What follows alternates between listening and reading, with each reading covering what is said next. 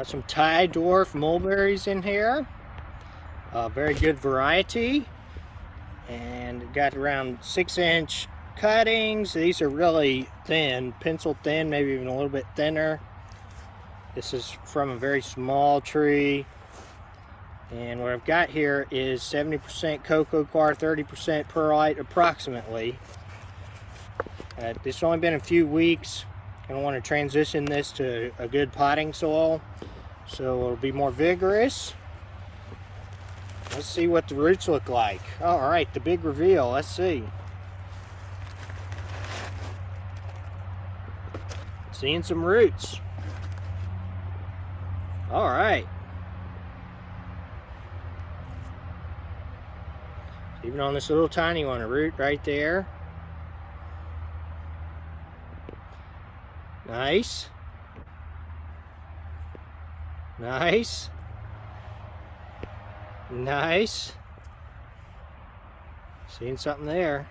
Looking good. That's a really good one there. So this is about time you want to transition it to the potting soil. If you don't, it's going to be stunted.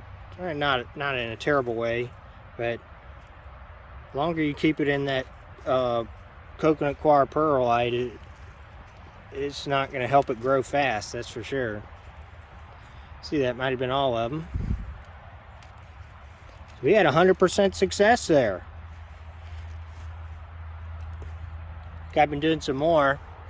Some hibiscus, some chaya. 100% success on everything so far. This method really works. Put it in the shade. Make sure you get your perlite is key, because that is the aeration that the roots need. You want inert soil. You don't want to take dirt out of the ground or use soil that's been fertilized. That is not good for the start. It's got all the nutrients it needs in that cutting for it to put out the roots and to get started. And then you transition it into a good soil and it's going to take off and be amazing. So we want to put this, after we repot it, into the good soil, back in heavy shade, and then transition it over time into more sun. Make sure to keep it moist. Very important right after you repot it to either use already moist potting soil or water it immediately. You don't want these roots to dry out right now at this stage, especially with it not having so much roots, and there's going to be a lot of soil in there with just a little tiny bit of roots.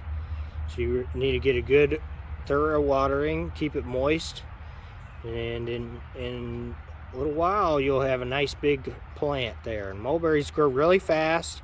They fruit at a young age, and this one is supposed to fruit so heavily it can even break branches. And probably the most important step of all, make sure you label them. You do not want to lose track of what varieties are which, especially if you have multiple of the same kind. Now, some things are obvious. Here's a moringa. Don't have multiple varieties of moringa, so don't necessarily need a label there.